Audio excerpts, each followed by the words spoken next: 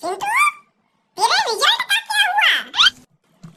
पापा, वो प्रिंसिपल का लड़का फेल हो गया। और तुम बताओ, तुम क्या हुए? पापा, वो मेजर का भी लड़का फेल हो गया। अरे तुम्हारा क्या? पापा, वो डॉक्टर का भी लड़का फेल हो गया। हाँ, फेल हो गया, फेल फेल। बेहया बेशरम बेवकूफ, तुमसे पूछ रहा हूँ, तुम्हारा रिजल्ट का क्या हुआ? बताओ।